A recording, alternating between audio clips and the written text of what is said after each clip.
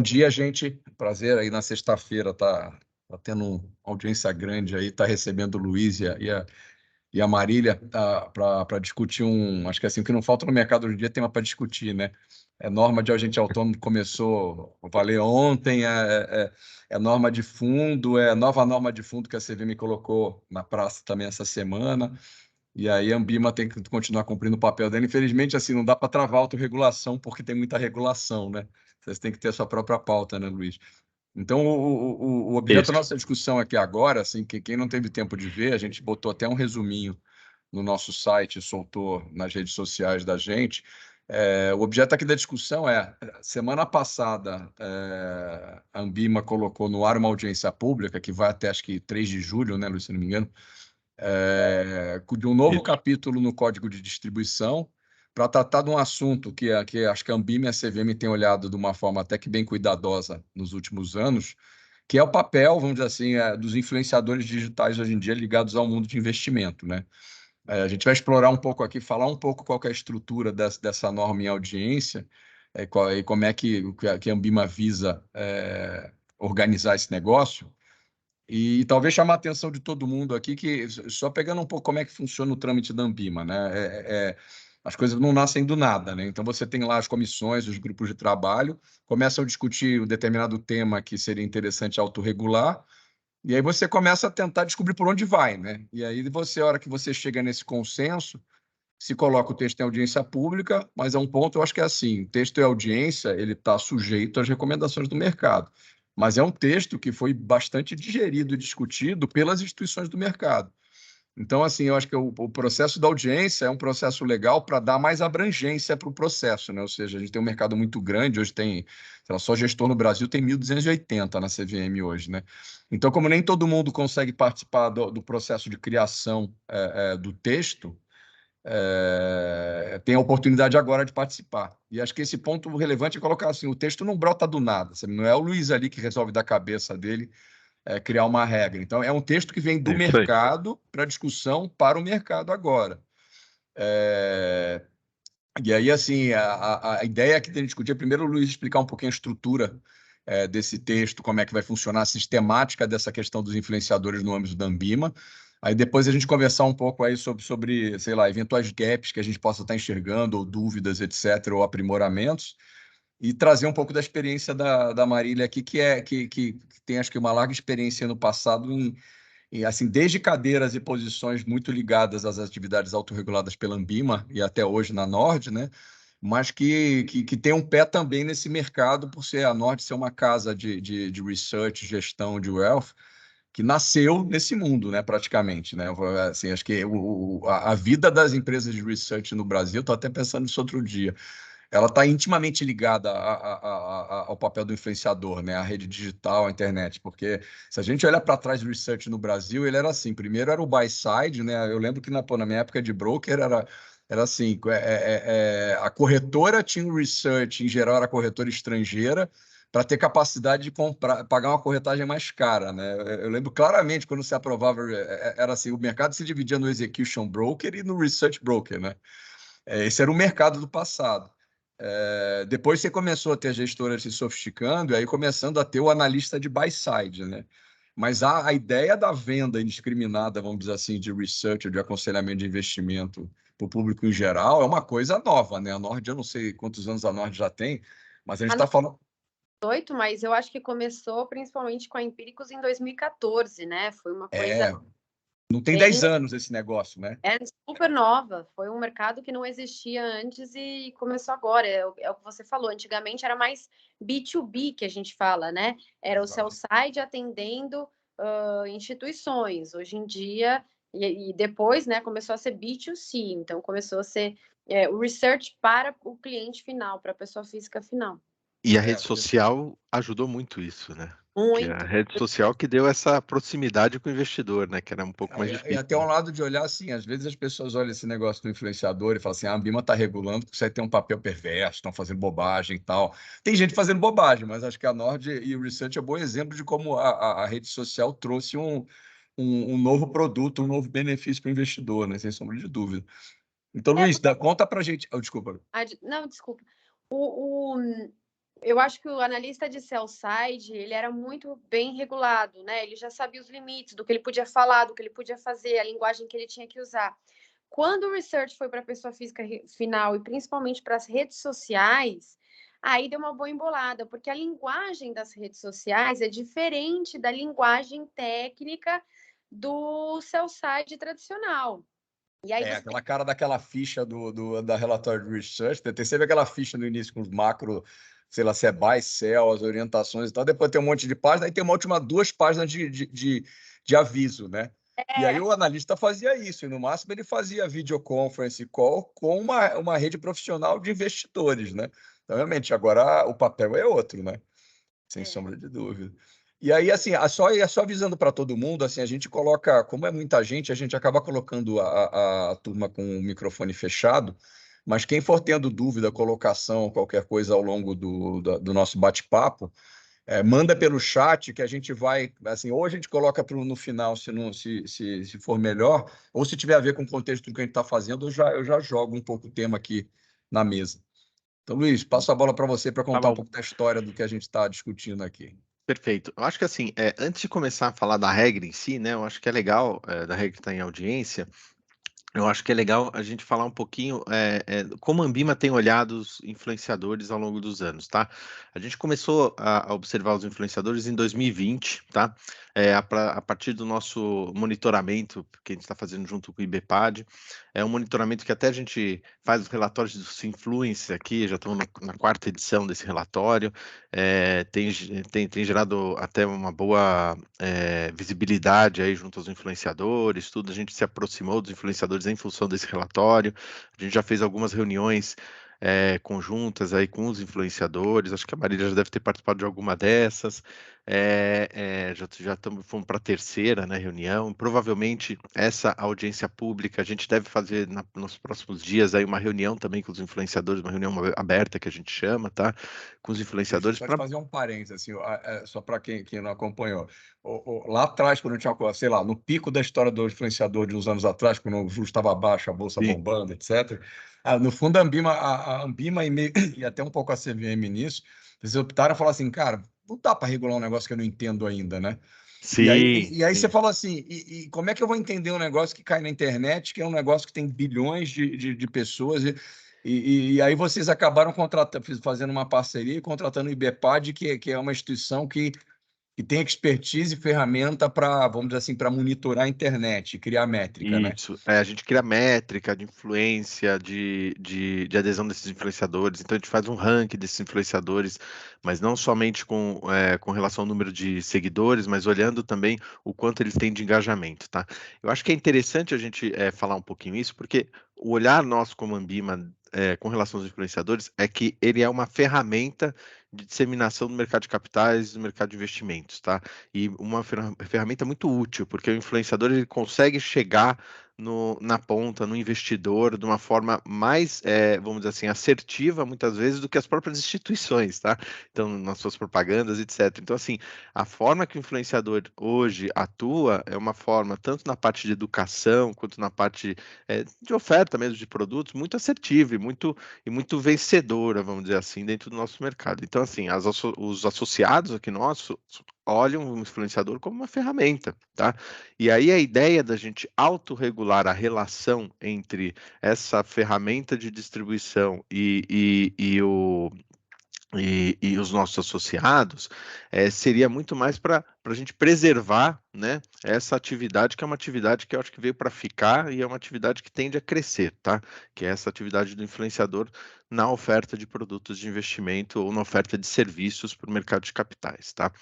E aí, nesse sentido, o que a gente fez aqui a partir de fevereiro de 2022? A gente formou um grupo aqui, começou a discussão de uma autorregulação sobre as instituições aderentes aí ao Código de Distribuição, com o objetivo de observar essa relação mesmo, tá?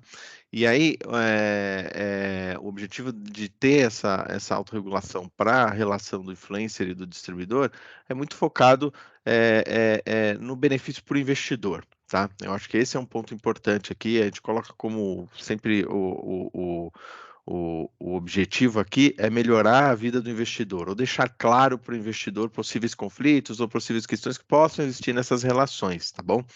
E aí, o que que a gente percebeu, e aí em linha com o que a gente já vinha discutindo com a CVM, com a BSM também, é que tinha um gap com relação à transparência para o investidor. Tá? E esse gap era muito focado na questão, putz, o investidor entende que esse influenciador está falando daquela instituição ou daquele produto porque ele tem uma remuneração ou ele tem uma publicidade por trás, um contrato publicitário por trás. Essa é a questão que eu acho que a gente abordou de forma mais assertiva dentro dessa nossa autorregulação, tá? Óbvio que essa proposta de autorregulação envolve outras questões, que é a transparência da relação contratual entre esse influenciador e a instituição, né? E aí a transparência não necessariamente para o investidor, mas para a Anbima, né? Que ele tem que ter um contrato, esse contrato tem que deixar claro qual que é o escopo da atividade, etc. e tudo mais. Quando a gente traz esse contrato, a gente traz uma responsabilidade também para o distribuidor, né? Que é o nosso regulado aqui, e por outro lado, a gente define os limites daquela atuação do influenciador na atividade que ele foi contratado, tá? Para quê? Para que a nossa supervisão consiga observar aquela atividade do influenciador, porque a gente tem uma questão, né, que a gente foi durante as discussões aqui, que a vida do influenciador é que o influenciador ele é diferente de uma publicidade que a gente tem normalmente, né, na televisão, numa revista, etc., que é aquela questão estanque, né? O influenciador é uma coisa muito fluida, né? Você tem um canal dele, o canal dele pode ser, a Marília está aqui com a gente, a Marília é muito focada no mercado de capitais, mas pode ser um influenciador de outro mercado, de outro segmento, que fala da vida dele durante o dia inteiro, falando para onde ele vai, quais são as atividades que ele faz, vendendo produtos que não são necessariamente do mercado financeiro, e de repente ele faz uma inserção publicitária sobre um produto de investimento, né? No momento lá que ele está mexendo na conta do banco dele, ou que ele está falando de investimento ali, vou aplicar um recurso aqui, e ele faz essa inserção. Meio aquele influenciador meio que de lifestyle, né? Vamos dizer assim. Isso aí, do lifestyle, que tem vários, né? E vão ser utilizados esses influenciadores também, né? Então, o nosso olhar foi muito olhar esse pessoal e falar, poxa, peraí, a instituição não fica obrigada a acompanhar aquele influenciador o dia dele inteiro, mas na inserção que foi contratado, e aí tem que ficar claro quantas inserções são, né, qual que é o escopo daquela atividade do influenciador no contrato, a partir daí a gente consegue fazer uma supervisão do que foi contratado, entendeu? Acho que isso é importante, tá? É óbvio que é algo que a gente está startando, né, a nossa autorregulação, lembrando, né, a autorregulação, a gente fala que, como você bem disse, o Brazuna, a autorregulação geralmente, ou né, por si só, é uma regulação que foi feita pelo mercado, então assim, a gente vai evoluindo, né, tem questões cinzas aí que vão acontecer, óbvio, a gente sabe que as relações podem ser de diversas formas, e aí a gente vai atuando por meio da nossa autorregulação e evoluindo aí essa atuação, tá? A gente não pretende ficar tudo preto no branco de primeira, mas né? até um ponto, uma sugestão, vocês deixaram muito claro, assim, tem que ter um contrato, etc., de publicidade. Sim. Mas talvez, assim, não no código, mas nas explicações de implementação, uma sugestão é o seguinte, tem que dar amplitude para esse negócio para não ter bypass, né? Então, ou seja, sim. Deixar claro, falar assim, olha, quando eu estou falando de publicidade, se você criar um contrato de comissionamento por cliente, por trazer contas de cliente, ou um contrato de intermediação, ou seja, que tem que tomar um cuidado para a instituição não dar um bypass e falar, não, isso aqui não é publicidade, isso aqui é um contrato que eu remunero ele em função de mailing que ele me conseguiu, etc. e tal. Que no fundo é uma forma indireta de trazer receita, né? Perfeito.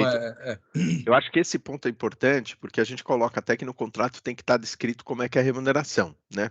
E aí a ideia disso também é para a gente observar e falar, não é só publicidade, pode ser que aquela remuneração vinculada ao que ele definiu que vai ser a atividade do influenciador, pode se caracterizar como uma atividade regulada. E aí, se caracterizar como uma atividade regulada, aí sim você teria que buscar certificação, outra questão, tá? Então, por exemplo... Lembrar do ofício da CVM, né? Isso, que já tem. Falando, olha, só lembrando que a atividade gratuita ok, atividade remunerada, atividade enquadrada na CVM. se Isso, caracterizar como research, consultoria, gestão, etc.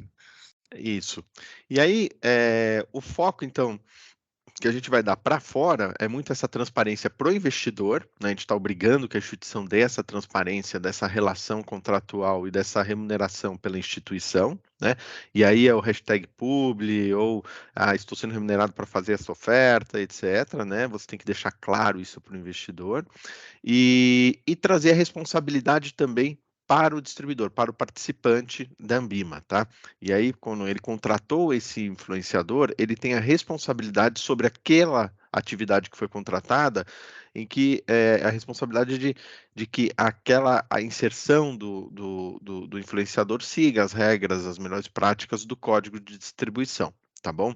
É óbvio que assim, se ele falar de um produto específico, começar a falar, o fundo tal, aí ele tem que meio que seguir as regras como se fosse uma publicidade de fundo, né? É que a gente sabe que o influenciador não necessariamente faz essa atividade muito próxima a uma distribuição. Às vezes ele fala da instituição, de formas mais institucionais, aí, óbvio, é um pouco mais ampla a regra aí com relação a esse tipo de publicidade, tá?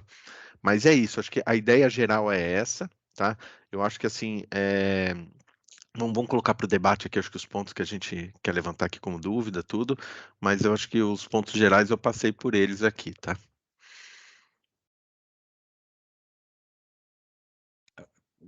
Tá, Luiz? E assim, há um primeiro ponto que eu acho que é legal, assim, a estrutura do código, basicamente, ele fala de primeiro o objetivo e abrangência, depois a parte de transparência, depois a responsabilidade, depois o armazenamento dos dados, né?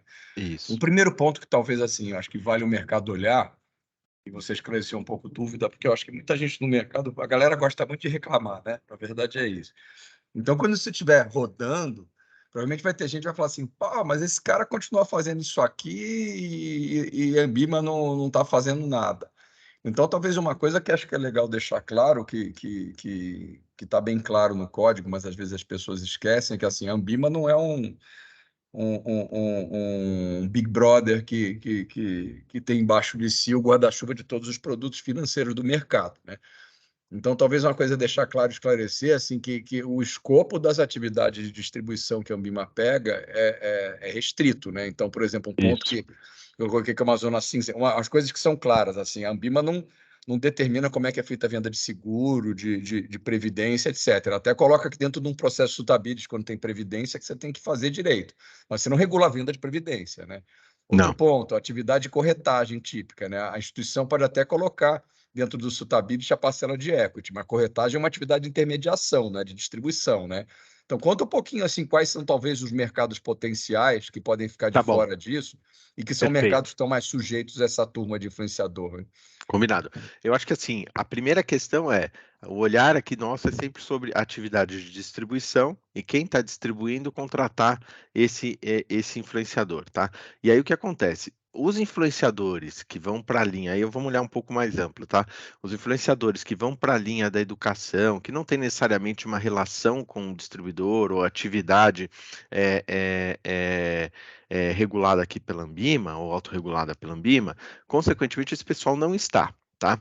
E aí, a gente até teve uma discussão com o CVM, com BSM sobre esse tema, e ninguém está entrando nessa seara. E aí o olhar disso daí é muito mais, se tiver alguma questão, é muito mais Ministério Público, etc., tá? O regulador acaba não olhando, ele geralmente observa a atividade no mercado de capitais. E o autorregulador também está indo nessa linha, tanto o BSM como a Ambima, tá? Mas aí, voltando, com relação às atividades, de fato, o código que está trazendo essa regra é o código de distribuição de produtos de investimento. A gente observa os produtos de investimento, aí valores imobiliários e ativos financeiros, tá? A oferta desses produtos e distribuição desses produtos, tá?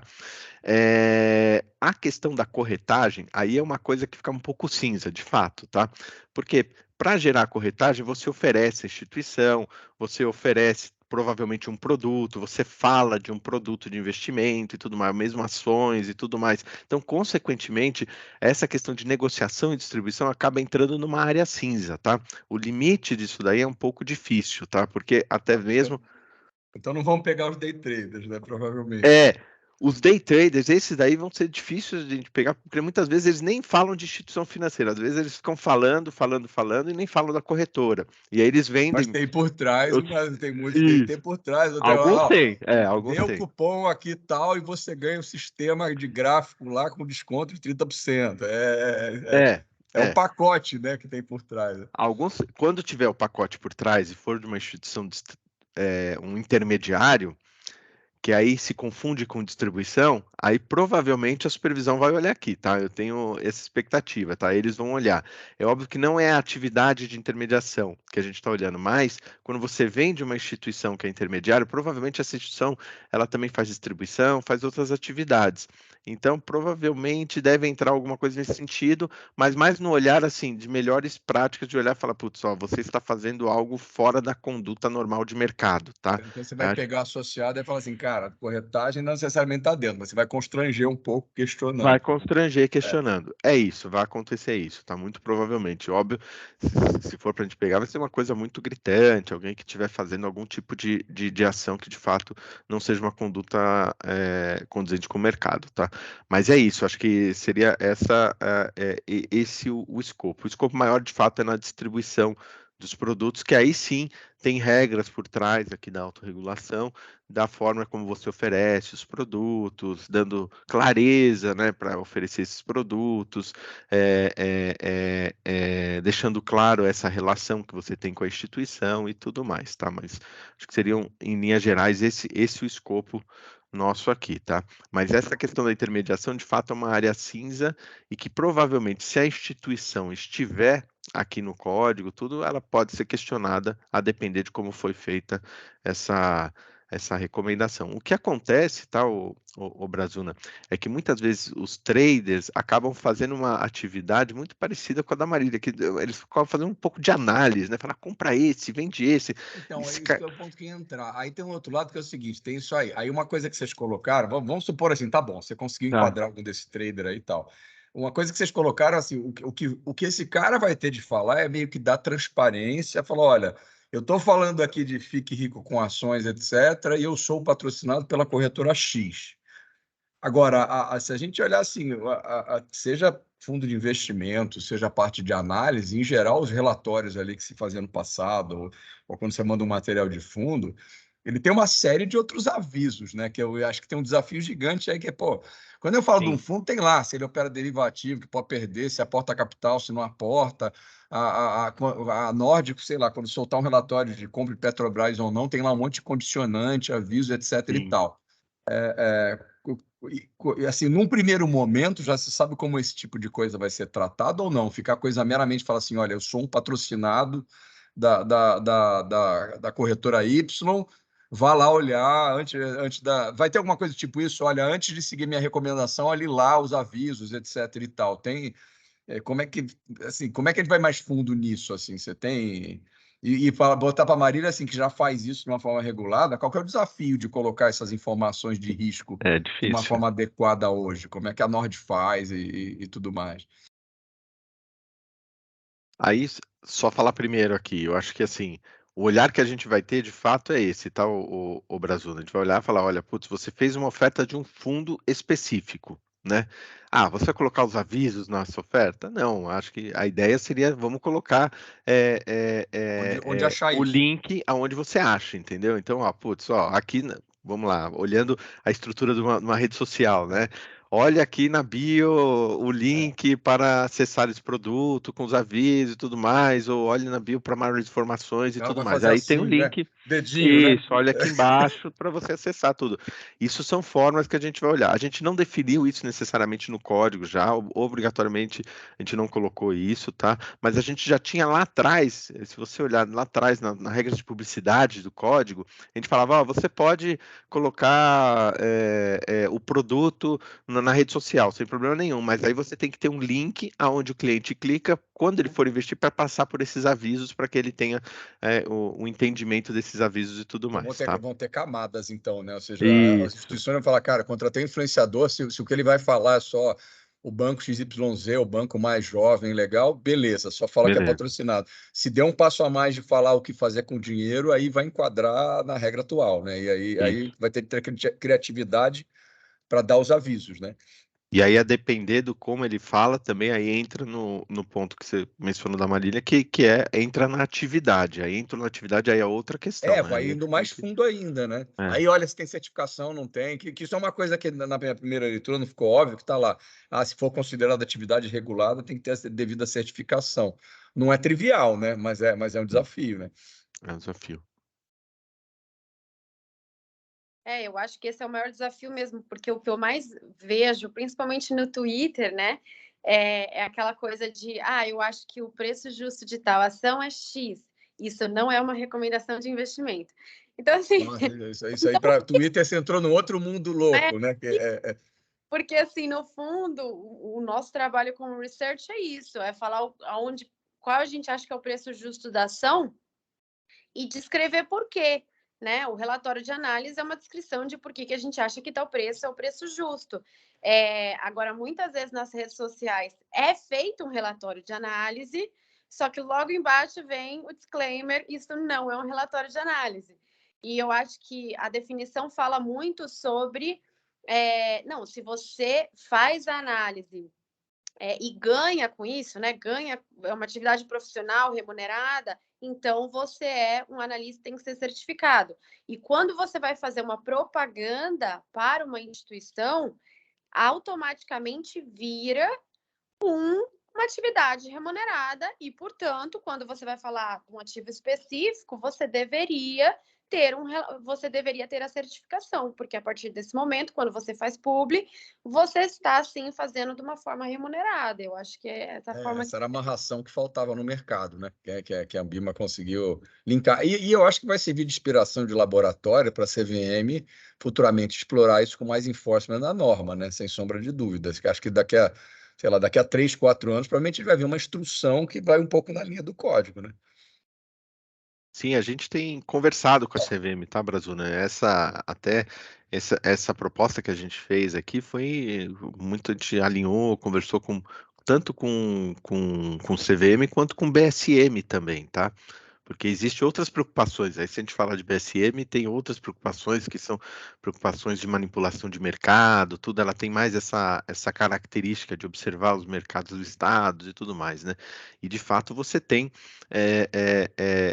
a questão do influenciador que manipula preços e tudo mais, né? E que pode gerar esse tipo de questão aí.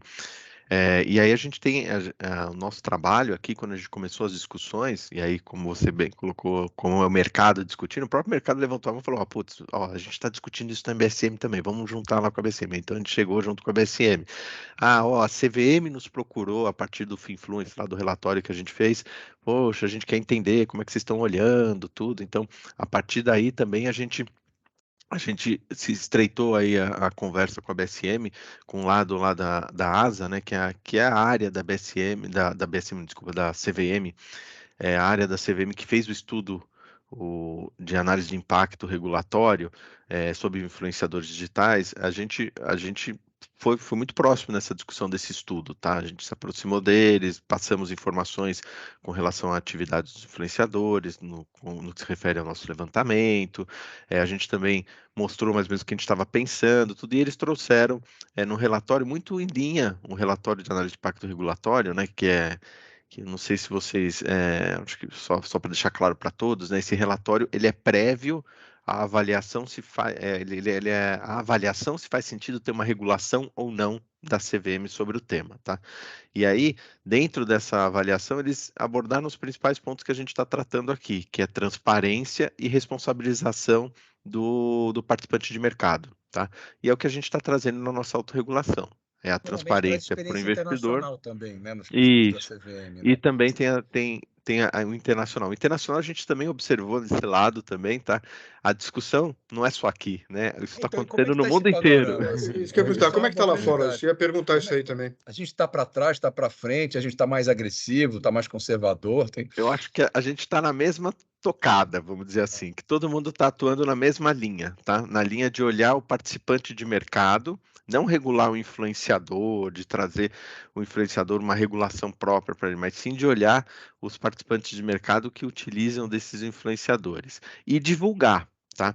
Aí a gente tem, acho que a Austrália fez um relatório de influenciadores, tem essa questão da divulgação da atividade deles também, como uma forma é, é, é, é, de desmistificar e de trazer melhores práticas, né? Por exemplo, você fala, pô, os influenciadores atuam nessa linha, vamos nos aproximar deles, vamos trazer um pouco de informação para o próprio influenciador. Olha, isso aqui é o limite da atividade, se você ultrapassar isso, você começa a fazer uma atividade regulada, você tem que ter uma certificação para isso. Também tem esse lado, o influenciador ele está atuando lá naquela atividade dele e também ele tem que observar essas regras, ele não está no dia a dia dele essas regras, né? Então tem esse lado também educacional para o próprio influenciador. Então a gente viu acontecendo isso em alguns mercados. A Austrália, por exemplo, tem essa questão. Aí tem os reguladores aqui, Europa e Estados Unidos, que estão na mesma linha que a gente, de olhar sempre a atividade do participante de mercado, né?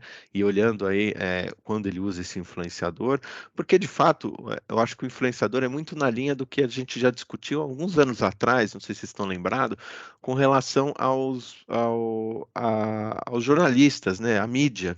Né?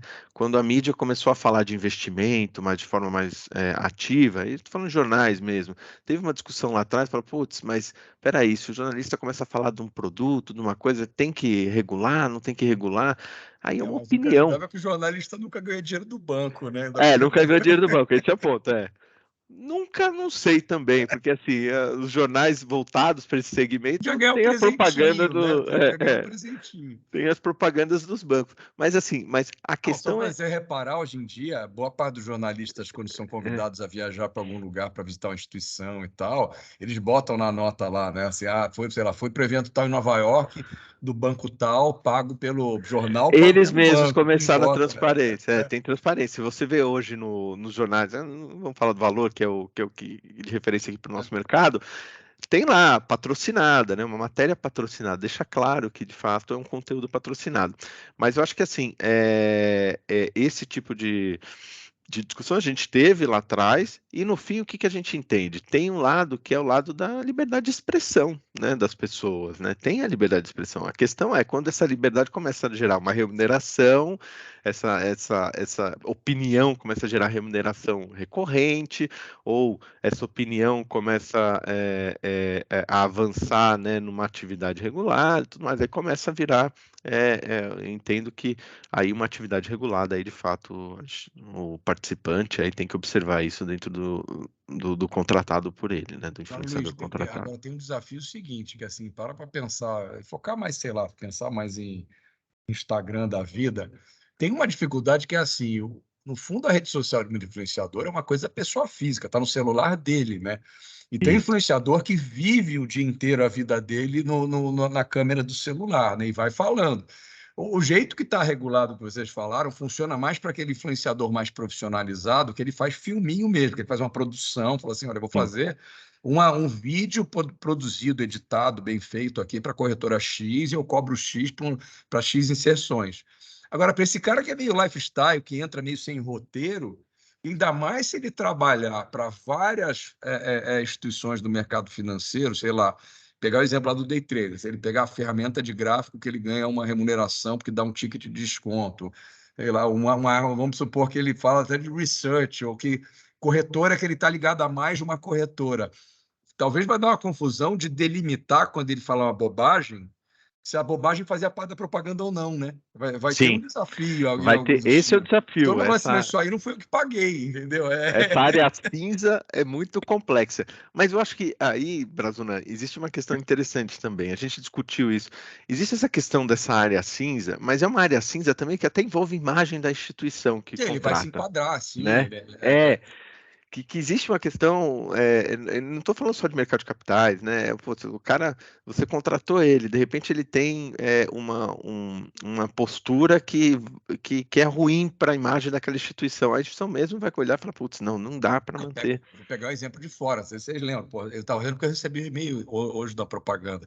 Lembro que aconteceu com a Adidas, com Sim, esqueço o rapper lá, o maluco, que tinha linha de tênis com eles, que era quase um terço do faturamento da Adidas, ele meio pirou e a Adidas rompeu o contrato com ele.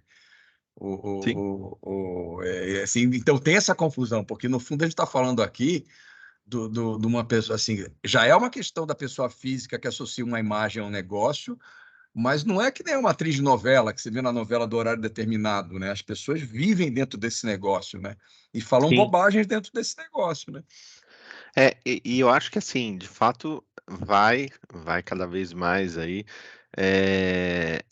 Eu acho que a demanda, né, de que se vire mais profissionalizado o influenciador pelas Vai instituições, selecionar, pelo né? mercado, vai selecionar. Eu acho que isso acontece naturalmente. Até mesmo a gente tem uma percepção que o influenciador fica no celular e tudo mais, falando da vida dele, que nada, é tudo bem Sim, sim, sim. roteiro, né? Tudo bem, são Sim. mas muito Tem uma equipe por estruturados. Tem trás, né? uma Então, puta equipe por é, trás, e não são só os grandes, não. Acho que até os médios, pequenos, é. eles têm um roteiro e uma estrutura por trás, né? É que ele tem que passar, né, pro cliente no final, ou pro seguidor dele, que é uma coisa casual, mas não necessariamente é, né? Acho que. Mas talvez Eu realmente, acho acho que um que. ponto, Diga, Marina. não, um ponto interessante do que o Luiz falou é que acho que num primeiro momento você tem essa primeira, enfim, essa primeira onda de os influenciadores sendo usados pelas instituições mais tradicionais como promotores de uma peça de propaganda, de publicidade. Mas o que está acontecendo hoje no mercado, que eu vejo que é um movimento assim bem importante, é que os influenciadores tomaram uma proporção tão grande que agora é os influenciadores criando a instituição Negócios, né? embaixo deles, né? E aí tendo que se adequar a toda a parte regulatória. Por exemplo, o movimento da Nord agora, né? A gente antes tinha só research, estava super bem adequado à regulação da research, mas agora, com uma institucionalização maior, com consultoria, com asset, a gente está correndo muito atrás nessa nossa fase de institucionalizar, profissionalizar e se enquadrar à legislação, mas foi assim de dentro para fora, né? Nasceu como a influência, mas foi tudo feito interno, dentro de casa. Sabe onde o desafio aumenta, Marília? Que você botou um ótimo ponto. Tem cara que está realmente assim, tendo várias caixinhas reguladas, ou assim, era para ser regulado e não sabe, né? E quando bota o educacional no meio, o cara já tem uma tendência de ter um cross-selling gigante entre os negócios, né? Se ainda bota educacional no meio, assim, as barreiras ficam muito difíceis de enxergar, né? Assim, se no futuro a gente tiver influenciador, tem educacional, que promove negócio dos outros, como na pessoa física, tem uma gestora, um research, sei lá, no futuro tem uma corretora, Não, dá uma Brazuno, confusão tremenda. tá? Isso Hã? já é realidade para os grandes influenciadores de finanças do E Brasil. Já é. E aí Já é mesmo. começa, pô, peraí, o meu educacional aqui eu estou vendendo agora por causa desse cenário de mercado que você tem que aprender sobre renda fixa, porque bolsa não está bem. Aí você tem uma área de research que está falando sobre renda variável, e você tem uma área de consultoria que está fazendo um portfólio balanceado e está com uma participação baixa em renda fixa. Então, pô, você atrapalha a venda de curso. Começa um tiroteio É grande, né? difícil, é difícil. Mas eu acho que assim, também a gente tem que olhar o outro lado, né? Vamos olhar o lado do investidor, né? Por investidor, é uma demanda, de fato, essa questão educacional, essa recomendação, né? Então, é assim, não é que o mercado também está se estruturando para virar fazer tudo e virar um vilão. Não, na verdade, também tem um lado que é a demanda do investidor. Acredito que na questão da Nord, vocês começaram a ver o crescimento, aí o cliente fala, pô, mas vocês não fazem um fundo aqui para Exato. mim? Esse Por cara que você não. Aí você começou com uma relação, vou virar um consultor do fundo tal e começar a ganhar um FII. Aí você fala, pô, eu vou verticalizar, poxa, o cliente confia em mim, quer saber da minha recomendação, agora quer que eu faça a gestão da carteira dele, então eu vou virar gestora. Então, acho que essa demanda é uma demanda que vem do próprio investidor, né, nesse sentido, né? Quando ele cria confiança, que eu acho que o grande desafio que a gente tem no mercado financeiro é a confiança, né? Eu acho que é aí que aí olhando na parte comercial, né? Se você criou a confiança com o investidor, ele vai falar, poxa, você faz um fundo para mim? Ah, você faz gestão para mim, faz consultoria, faz isso, então você acaba tendo que fazer todos os serviços. A gente viu isso muito nos agentes autônomos, né? Nos assessores de investimento. De fato, não é que eles são os maus. Não, na verdade, assim, o cliente chegava perto e falava, eu confio em você, tá dando certo, vamos fazer uma gestão? Ah, vamos fazer isso. Aí você vê a Agora, possibilidade de negócio, né? agora tem outro lado também que eu acho que é o seguinte, que também a gente tem que delimitar bem. Eu acho, assim, uma coisa que eu vejo, e no assessor acontece isso, no influenciador também, e aí também, assim, a gente não pode fazer tudo e o sujeito não pode ser sempre a vítima, né? A gente também Sim, começa a ver, o mercado está muito mais sofisticado e mais acessível, né? E mais perigoso, vamos dizer assim. E aí tem gente de boa fé e de má fé, mas hoje em dia o sujeito pode andar num carro a 10 por hora ou 250 por hora, né? E ele pode se acidentar.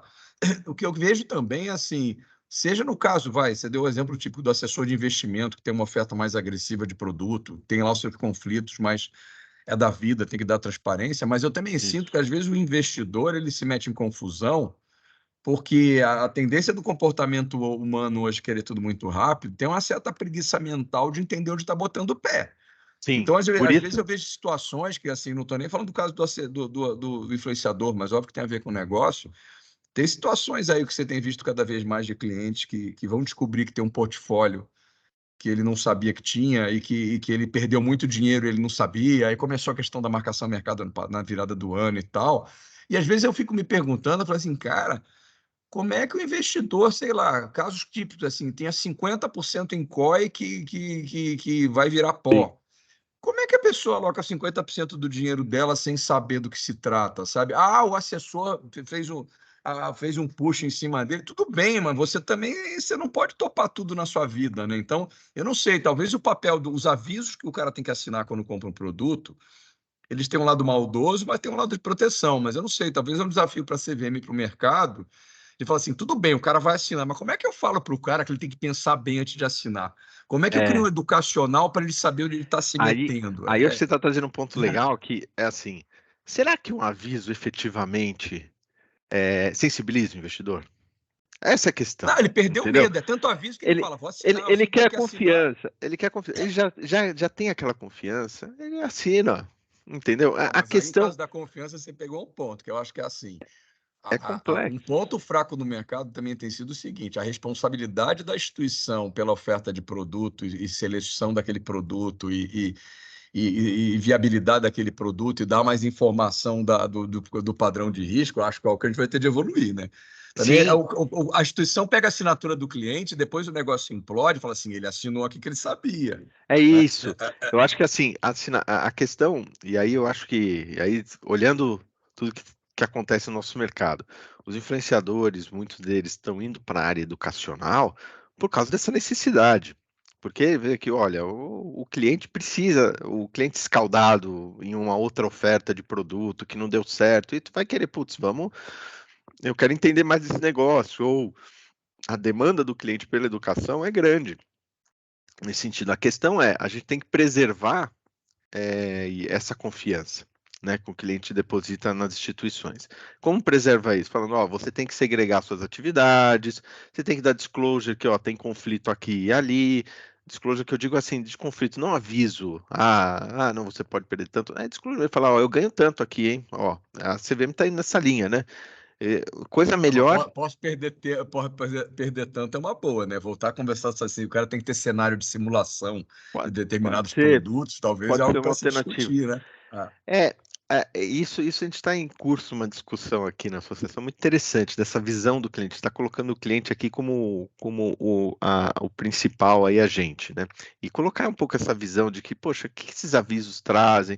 Poxa, o nosso mercado, existe uma discussão de democratização do investimento, de trazer investimento para toda a população e tudo mais.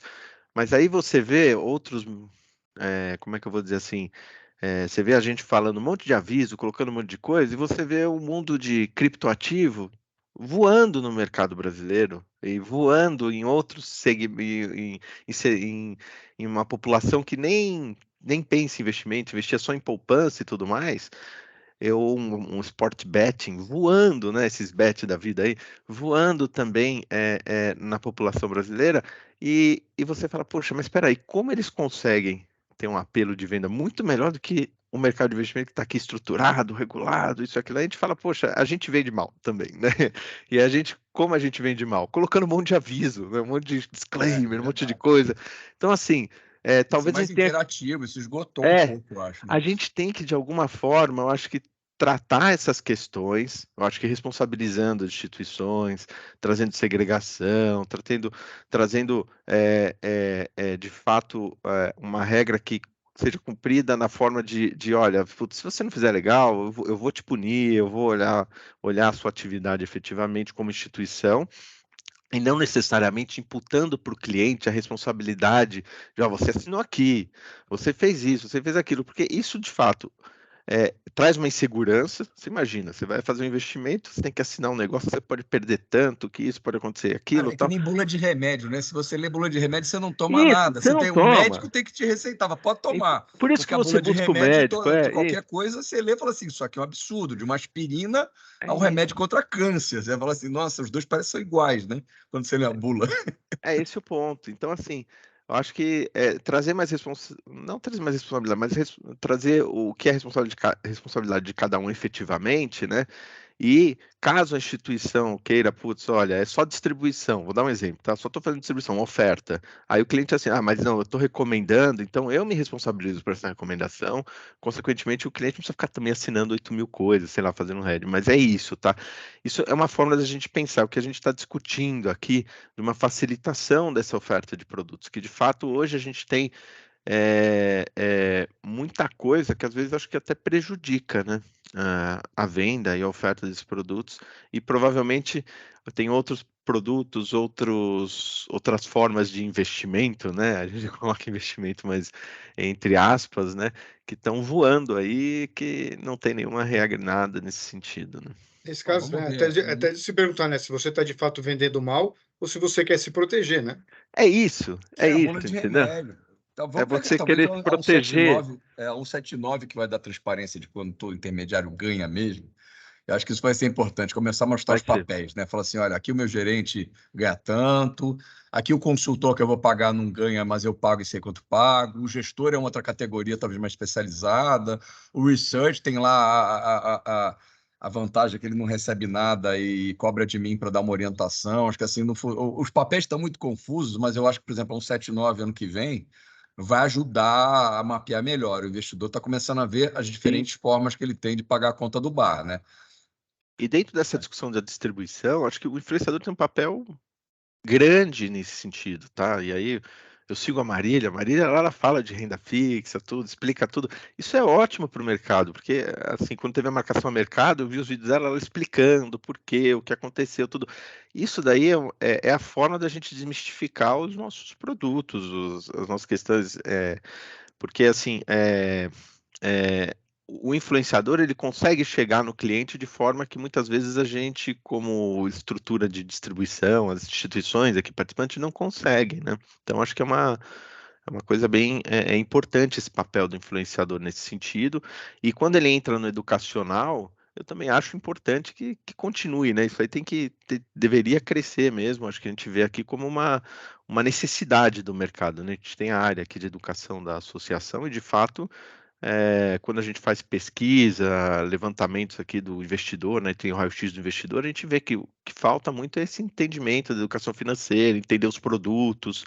Então, esse papel do influenciador é muito importante nesse sentido, tá? Maravilha. E a abrangência, né, que eles têm, né? Luiz, É eu acho que gigante. assim, vai ter um desafio enorme, acho que tem que fazer ajuste fino, mas acho que, sei lá, o corpo da norma, eu acho que esse aí mesmo não tem muito o que mudar. Agora, o desafio gigantesco que vocês têm vai ser botar isso de pé, né? Ou seja, como é que a Ambima monitora, se vai ser fiscalização, se todo mundo vai ter de registrar os contratos aí de publicidade, assim, isso aí, boa sorte, porque vai ser incrível colocar isso de pé. Aí eu passo para o Guilherme, para a supervisão. Tô brincando, não, mas aqui eu acho que nesse ponto em específico a gente traz o documento aí, né, o contrato, provavelmente a gente vai avaliar esses contratos, observar eles, não sei como é que vai ser, se vai ser obrigatório o registro, mas provavelmente a gente vai consultar,